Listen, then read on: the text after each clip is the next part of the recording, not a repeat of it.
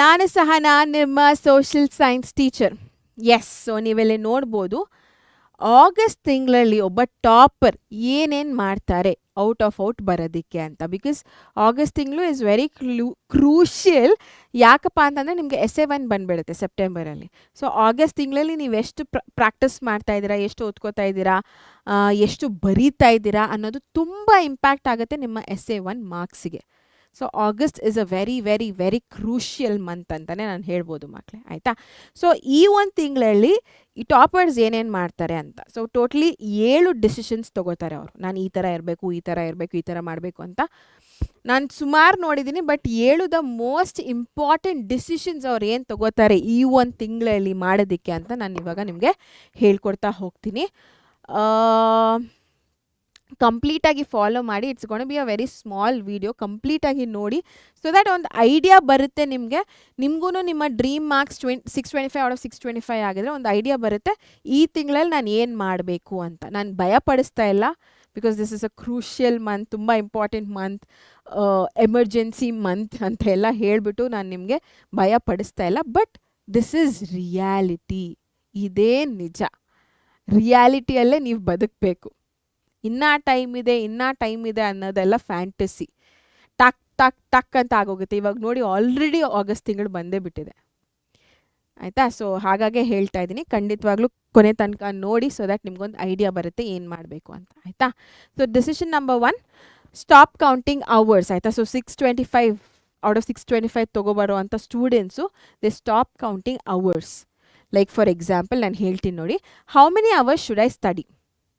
ಇವಾಗ ನಾನೇ ಕೇಳ್ಕೊಳ್ಳೋ ಅಂಥ ಕ್ವೆಶನ್, ನಾನು ಎಷ್ಟು ಗಂಟೆಗಳ ಕಾಲ ಓದ್ಕೋಬೇಕು. ಬಟ್ ಇಲ್ಲಿ 625 ತೊಗೊಬರೋ ಅಂಥ ಟಾಪರ್ಸ್ ಏನು ಹೇಳ್ತಾ ಇದ್ದಾರೆ ಗೊತ್ತಾ? This is the wrong question ನಿಮಗೆ ನೀವು ಕೇಳ್ಕೊಳ್ಳೋ ಅಂಥದ್ದು. ಇನ್ಸ್ಟೆಡ್ ನೀವು ಏನು ಕೇಳ್ಕೊಬೇಕಪ್ಪ ಅಂತಂದರೆ, what should I finish today. ಎಷ್ಟು ಗಂಟೆಗಳ ಕಾಲ ಕೂತ್ಕೊಂಡು ಓದಬೇಕು ಅಂತ ಅಲ್ಲ, ನಾನು ಏನನ್ನು ಓದಿ ಮುಗಿಸ್ಕೋಬೇಕು ಅನ್ನೋದು ನಿಮ್ಮ ಪ್ರಶ್ನೆ ಆಗಿರಬೇಕು ನಿಮಗೆ, ಆಯಿತಾ. So this is the change. ಇದು ನಿಮಗೆ ಪಾಸಿಟಿವ್ ಕ್ವೆಶನ್ ಆಗಿದೆ, ಇದು ನಿಮಗೆ ನೆಗೆಟಿವ್ ಕ್ವೆಶನ್ ಆಗುತ್ತೆ. ಎಷ್ಟು ಅವರ್ಸು? 5 ಅವರಾ, 6 ಅವರಾ, 10 ಅವರಾ? ಅಷ್ಟು ಅವರ್ ಕೂತ್ಕೊಂಡೋದ್ರೂ ಓದೋಕ್ಕಾಗೋದಿಲ್ಲ. ಫಸ್ಟ್ ಆಫ್ ಆಲ್ ಅಷ್ಟು ಅವರ್ ಕೂತ್ಕೊಳ್ಳೋಕ್ಕೂ ಆಗೋದಿಲ್ಲ. So basically this is a wrong question, negative question ನಿಮ್ಮ ಬ್ರೈನಿಗೆ. But that is a positive question. ನಾನು ಏನನ್ನು ಕಂಪ್ಲೀಟ್ ಮಾಡ್ಬೋದು, ಏನನ್ನು ಮುಗಿಸ್ಬೋದು ಇವತ್ತು ಓದಿ ಅನ್ನೋದು ಪಾಸಿಟಿವ್ ಕ್ವೆಶನ್ ಆಗಿರುತ್ತೆ, ಆಯಿತಾ. So average students, I studied for 5 years. 625 student ಏನಂತಾರೆ, I complete 2 chapters, revised 1 chapter and rote 5 answers. So ಇದು ನಿಮ್ಮ ಮೈಂಡ್ ಸೆಟ್ ಆಗಿರಬೇಕು. 5 ಗಂಟೆಗಳು ಕೂತ್ಕೊಂಡು ಓದೋ ಅವಶ್ಯಕತೆ ಏನಿಲ್ಲ. 2 ಅವರಲ್ಲೇ ನಾನು ಇಷ್ಟನ್ನು ಮಾಡ್ಬೋದು. ಒಂದು ಕ್ಲಾರಿಟಿ ಅನ್ನೋದು ಇದೆ. ಸೊ ಆ ಕ್ಲಾರಿಟಿ ಆವ್ರೇಜ್ ಸ್ಟೂಡೆಂಟಲ್ಲಿ ಲ್ಯಾಕ್ ಆಗ್ತಾ ಇರುತ್ತೆ, ಆಯಿತಾ. ಸೊ ಅದಕ್ಕೆ ನಾನು ಹೇಳ್ತಾ ಇರೋದು, ಕ್ಲಾರಿಟಿಯನ್ನು ಬೆಳೆಸ್ಕೋಬೇಕು. ಫಸ್ಟ್ ಆಫ್ ಆಲ್ ನಾನು ಏನನ್ನು ಓದ್ತಾ ಇದ್ದೀನಿ, ಏನು ಇಂಪಾರ್ಟೆಂಟು ಅನ್ನೋದು ತುಂಬ ಇಂಪಾರ್ಟೆಂಟ್ ಆಗುತ್ತೆ, ಆಯಿತಾ. Next decision, they become boring. Toppers ನಮ್ಗೆ ಯಾವಾಗಲೂ ಅದೇ ಅಲ್ವಾ.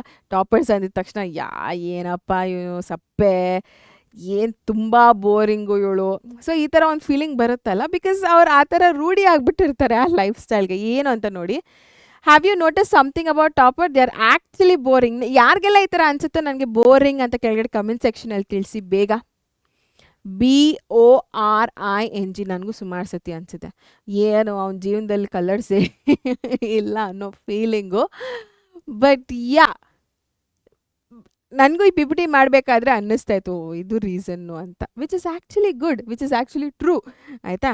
ಸೊ ಏನಪ್ಪ ಅಂತಂದರೆ ಲಾಸ್ಟ್ ಮಿನಿಟ್ ಡ್ರಾಮಾ ಇಲ್ಲ, ಅಯ್ಯೋ ನಾನು ಏನು ಓದಿಲ್ಲ ಅಂತ ಪುಸ್ತಕಗಳು ತೆಗೆದುಬಿಡೋದು.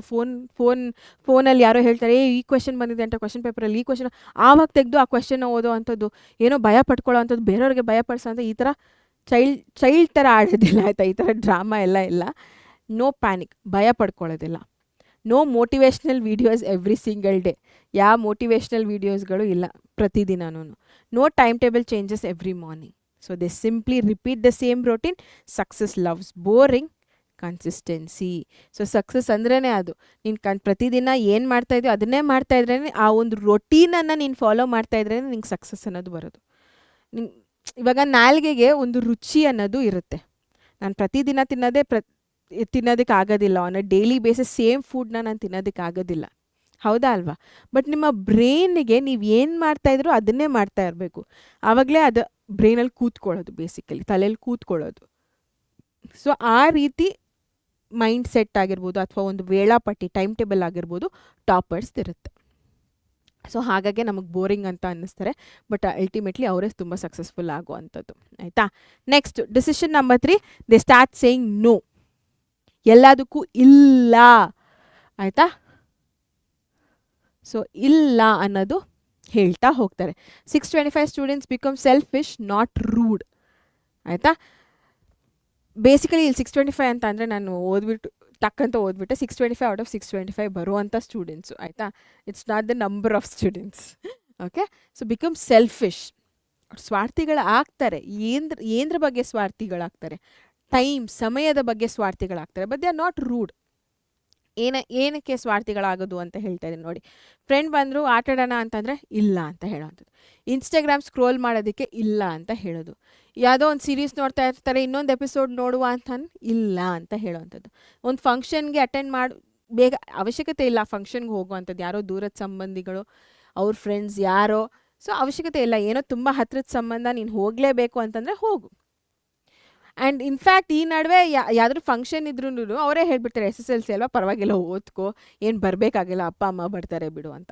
ಸೊ ಆ ರೀತಿ ಇದೆ ಸೊಸೈಟಿ ಈಗ. ಸೊ ಫಂಕ್ಷನ್ ಅಂದಿದ ತಕ್ಷಣ ಇಲ್ಲ, ನಾನು ಬರೋದಿಲ್ಲ ಅಂತ ಹೇಳುವಂಥದ್ದು. ಆಯಿತಾ? ಸೊ ಎವ್ರಿ ನೋ, ನೀವು ಪ್ರತಿಯೊಂದು ನೋ ಏನಪ್ಪ ಅಂತಂದರೆ ಒಂದು ಎಕ್ಸ್ಟ್ರಾ ಮಾರ್ಕ್ ಆಗುತ್ತೆ.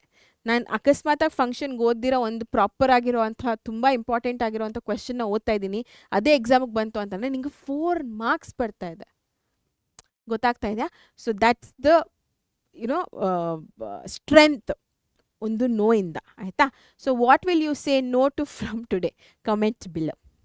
ಏನಕ್ಕೆ ನೋ ಅಂತ ಹೇಳ್ತೀರಾ? ಫೋನ್ ಸ್ಕ್ರೋಲಿಂಗಾ? ಬೇಸಿಕಲಿ ಇನ್ಸ್ಟಾಗ್ರಾಮ್, ಯೂಟ್ಯೂಬ್, ಆಟಾಡೋದು, ಫಂಕ್ಷನ್ಸು, ಸುಮ್ಮನೆ ಹರಟೆ ಹೊಡಿಯೋದು, ಏನಕ್ಕೆ ನೋ ಅಂತ ಹೇಳ್ತೀರಾ? ಬೇಗ ಕಮೆಂಟ್ ಸೆಕ್ಷನಲ್ಲಿ ತಿಳಿಸಿ ನನಗೆ. ನಾನೇನಕ್ಕೆ ನೋ ಅಂತ ಹೇಳ್ತೀನಿ? ನಿಮ್ಮ ಬಗ್ಗೆ ಜಾಸ್ತಿ ತಲೆ ಕೆಡಿಸ್ಕೊಳ್ಳೋದಕ್ಕೆ ನೋ ಅಂತ ಹೇಳ್ತೀನಿ ನಮ್ಮ ಮಕ್ಕಳೇ. ಬಿಕಾಸ್ ನಾನೇ ಜಾಸ್ತಿ ತಲೆ ಕೆಡಿಸ್ಕೊತಾ ಇರ್ತೀನಿ. ಇಲ್ಲ, ತಮಾಷೆ ಮಾಡಿದೆ. ಐ ಥಿಂಕ್ ನಾನೇನು ಯಾವುದಕ್ಕೂ ನೋ ಅಂತ ಹೇಳೋ ಫೇಸ್ ಆಫ್ ಲೈಫಲ್ಲಿ ಇಲ್ಲ. ಬಟ್ ನೀವು ಮಾಡಲೇಬೇಕು. ಕಮೆಂಟ್ ಮಾಡಿದ್ರಾ? Okay. Decision number 4, they chase mistakes. ನೋಡಿ, average student celebrates I got 23 out of 25 ಅನ್ನೋದು ಇಸ್ ಅ ಗುಡ್ ಸ್ಕೋರ್. ಅದಕ್ಕೆ ಎಲ್ಲರೂ ಹೇಳ್ತೀವಿ very good, keep it up, ಇನ್ನೊಂದು 2 ಮಾರ್ಕ್ಸ್ ನೆಕ್ಸ್ಟ್ ಟೈಮ್ ಓದ್ಕೊ ಅಂತ. ಸೊ ಅದಕ್ಕೆ ಖುಷಿ ಆಗಿಬಿಡ್ತಾರೆ ಆವ್ರೇಜ್ ಸ್ಟೂಡೆಂಟ್ಸ್. ಬಟ್ 625 ಬರೋವಂಥ students where did the 2 marks go ಅಂತ ತಲೆ ಕೆಡಿಸ್ಕೊಂಡು ಆ 2 ಮಾರ್ಕ್ಸ್ ಎಲ್ಲಿ ಹೋಯ್ತು ಅಂತ ನೋಡಿ ಅದ್ರ ಬಗ್ಗೆ ಇನ್ನೂ ಜಾಸ್ತಿ ಕಾಳಜಿ ವಹಿಸ್ತಾರೆ. ಆ ಕ್ವೆಶನ್ನ ಮತ್ತೆ ಮತ್ತೆ ಪ್ರಾಕ್ಟೀಸ್ ಮಾಡ್ತಾ ಹೋಗ್ತಾರೆ. ಬಟ್ ಆವ್ರೇಜ್ ಸ್ಟೂಡೆಂಟ್ 23 ಬಂತು ಅನ್ನೋದೇ ಒಂದು ಖುಷಿಯಲ್ಲಿ ಇದ್ಬಿಡ್ತಾರೆ. ನೆಕ್ಸ್ಟ್ ಏನೂ ಮಾಡೋದಿಲ್ಲ.